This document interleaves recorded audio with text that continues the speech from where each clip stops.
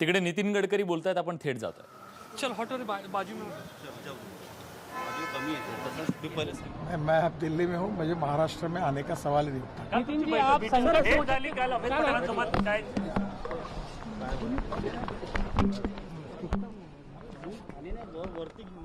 भाजपचे ज्येष्ठ नेते आणि केंद्रीय मंत्री नितीन गडकरी यांनी स्पष्टपणे आता सांगितलेलं आपण ऐकलं की मी दिल्लीत आहे आणि महाराष्ट्रात येण्याचा कुठलाही प्रश्न नाही.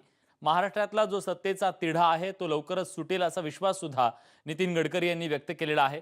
खरं तर गेल्या 15 दिवसात नितीन गडकरी यांनी या सगळ्याबद्दल पहिल्यांदाच हे वक्तव्य केलेलं आहे. माध्यमांच्या समोर येऊन त्यांनी स्पष्टपणे सांगितलेलं आहे की लवकरच हा जो तिढा आहे महाराष्ट्रात निर्माण झालेला तो सुटेल.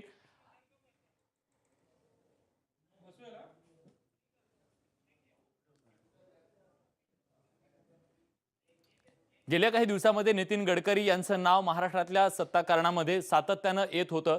महाराष्ट्रातलं नेतृत्व कदाचित त्यांच्याकडे जातं की काय अशा चर्चा रंगलेल्या होत्या महाराष्ट्राच्या राजकीय. दोनों की अलायंस को मैंडेट मिला है और जल्दी ही निर्णय होगा.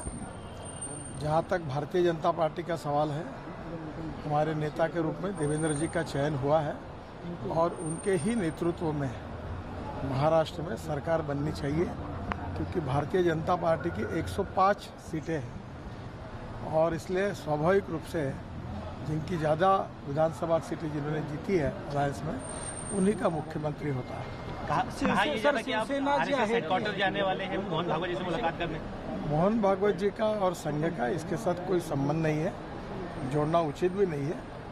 जहाँ तक इसका निर्णय है भारतीय जनता पार्टी ने किया है और शिवसेना का सहयोग मिलेगा, उनसे बातचीत हो रही है और निश्चित रूप से मार्ग निकलेगा. एक तबका आपका नाम भी ले रहा है मुख्यमंत्री के तौर पे, एक तबका ऐसा भी है. मैं अब दिल्ली में हूँ, मुझे महाराष्ट्र में आने का सवाल ही नहीं उठता. नितीन जी आप तेव्हा महाराष्ट्रातला हा सगळा राजकीय तिढा लवकरच सुटेल असा विश्वास नितीन गडकरी यांनी व्यक्त केलेला आहे. त्याचसोबत आपण महाराष्ट्रात येण्याचा काही प्रश्नच उद्भवत नाही हेही त्यांनी स्पष्ट केलंय. एक छोटासा ब्रेक घेऊन लगेच परत येतोय. कुठेही जाऊ नका, पहा फक्त